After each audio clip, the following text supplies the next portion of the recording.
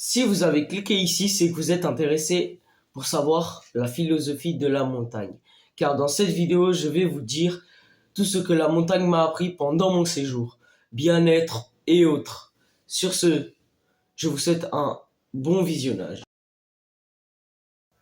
Pendant que j'étais à la montagne, les 2 premiers jours, je ne me sentais pas bien. Et je ne savais pas pourquoi je me sentais comme ça. Et donc, petit à petit, j'ai commencé à voir ce qui se passait avec moi. Et en fait, la cause de tout ça, j'ai réalisé au 2e jour qu'en fait, c'était ma négativité à la fin du 2e jour. Donc le 3e jour, j'ai décidé d'être positif parce que ça coûte quoi de penser un peu positif? Rien ne coûte. Et donc je pense qu'il y a plus de bienfaits que de malfaits.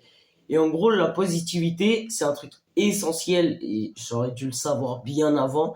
Mais en fait, si on pense négatif, on n'aura que des zones négatives. Et le problème de ça, c'est qu'on sera moins productif, on aura même voire une productivité négative. Euh, on aura ça, on aura plusieurs points négatifs, notre bien-être, il est pire. Et des études ont prouvé que les personnes positives ont plus de bien-être que les personnes négatives. Ça va de soi. Mais quand même, se dire que juste un sentiment peut tout changer, c'est vraiment quelque chose. Mais il faut aussi savoir que ça impacte vraiment la santé mentale. Et donc, je vous conseille vraiment d'être positif. Et en gros, la morale de l'histoire, c'est que si vous propagez des ondes négatives, il y aura de la négativité et moins de productivité et moins de bien-être. Alors que si vous êtes positif, bah là, il y aura un bien-être de fou, une bonne productivité, une bonne vie, hygiène de vie et tout, bref. Et moins de dépression que la norme.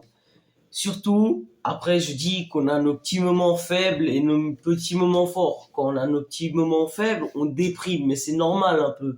Je vous demande pas de ne pas déprimer et de rester toujours positif. Il y aura des moments où vous serez obligé d'être négatif, mais il faut toujours voir aussi le bon côté des choses. C'est ça la morale de cette histoire. De nos jours, plus personne ne profite du moment présent. Ça en a pas l'air comme ça, mais ne pas profiter des petits moments que la vie nous donne, ça a un très grand impact sur notre vie et santé mentale. Ce n'est pas toujours bon d'envisager l'avenir. Des études ont prouvé que les personnes qui envisagent l'avenir ou qui prévoient des choses, ces personnes-là sont plus en état de stress, anxiété, voire dépression, voire même démotivation, sont moins productifs, etc. Contrairement aux personnes qui vivent le moment présent tout en prévoyant des petits moments où ils se disent oui, en vrai mon métier que je voudrais faire plus tard, ça serait ça. En vrai plus tard il faudrait que je fasse ça. Bref, ces personnes-là, ces personnes-là, ils sont moins anxieux, moins stressés, plus motivés, plus persévérants, plus disciplinés. Et la liste, elle est interminable, clairement. Mais attention, je ne dis pas que rêver, prévoir des projets, c'est mal. Au contraire, c'est même très bien. Juste, il faut savoir le faire avec modération. Clairement, parce que si on est dans le rêve constant, on va jamais avancer dans la vie réelle. Mais maintenant, vous savez que profiter du moment présent, c'est extrêmement bien pour notre vie en général et notre bien-être.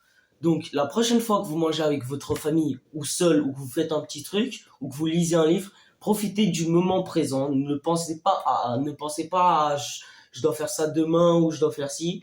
Profitez juste du moment présent. Savourez votre plat, savourez votre livre, savourez, savourez vos devoirs. Mais savourez le moment présent. Comme ça, vous allez voir que vous allez être plus productif et que vous allez kiffer votre vie à 100. Comme vous le savez tous, l'être humain est un être social. Il vit en société, il ne peut pas vivre sans les autres. Mais ça ne veut pas dire que à des petits moments, il peut pas se déconnecter. Il faut savoir aussi se déconnecter du monde et prendre du recul sur soi. C'est pas toujours facile de se déconnecter et de sortir de notre zone de confort, mais je peux vous l'assurer, après une remise en question, un travail sur soi ou une déconnexion, je peux vous l'assurer, vous allez vous sentir beaucoup mieux. L'être humain est habitué au confort social et pas au confort solitaire. Mais savoir apprécier sa propre compagnie est très important dans le développement d'une vie. C'est pour ça que je vous conseille de prendre à des petits moments un recul sur vous et apprécier votre propre compagnie. Vous allez voir qu'après ces petits moments-là, vous allez vous sentir beaucoup mieux, mentalement, émotionnellement et paisiblement. Donc, sincèrement, je vous conseille de vous déconnecter et prendre du recul sur vous-même. Voilà la dernière leçon que je vais vous transmettre. Même si j'étais déjà conscient de ça, après mon séjour à la montagne, en fait, c'était évident. Je l'avais complètement réalisé. Les réseaux sociaux. Jusqu'à là, je vous ai parlé de profiter du moment présent, prendre du recul sur soi, être positif, mais ce n'est rien comparé à la force des réseaux sociaux. TikTok, Instagram, Snapchat, Facebook, Twitch, Twitter, même YouTube sont des addictions légales. Les pires addictions légales qui existent en ce monde. Les écrans et les réseaux sociaux nous font perdre énormément de temps. On ne réalise pas assez ça, mais ça a un très très très grand impact sur notre vie et bien-être. Imaginez-vous tout le temps que vous perdez dans les réseaux sociaux. Vous voyez un peu? Imaginez-vous alors prendre ce temps-là et l'utiliser pour travailler sur soi ou autre. Avec ce temps-là, vous pouvez ouvrir un business, lancer une chaîne YouTube, ouvrir un projet quelconque, voire même travailler sur vous-même. Mais non, vous préférez quoi? Passer des heures et des heures sur des distractions inutiles, TikTok, Instagram, YouTube et tout ça. Alors maintenant, je vous mets au défi de prendre votre téléphone et désinstaller tous réseaux sociaux confondus.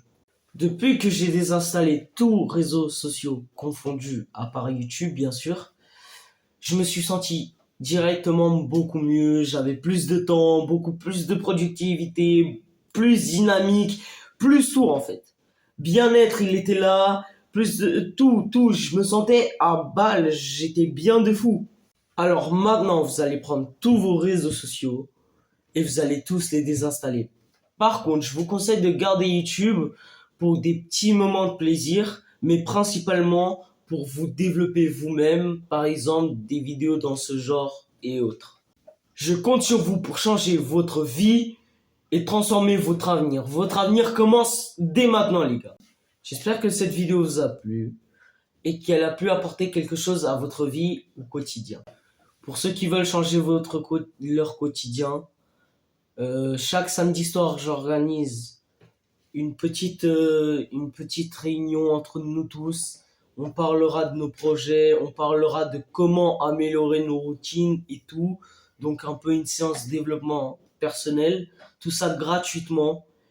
Et je vous mettrai mon email en description pour les plus intéressés. Envoyez-moi un message et je vous mets directement dans le groupe. Sur ce, si vous avez apprécié cette vidéo, n'hésitez pas à lâcher un pouce bleu, à vous abonner avec la cloche de notification. Et comme ça, je peux améliorer ma chaîne, ça m'aide énormément. Et surtout, je peux impacter beaucoup plus de monde avec mes sujets et mes thèmes. Sur ce, je vous dis à la prochaine pour des nouvelles vidéos. C'était Arc Afonso. Ciao, ciao!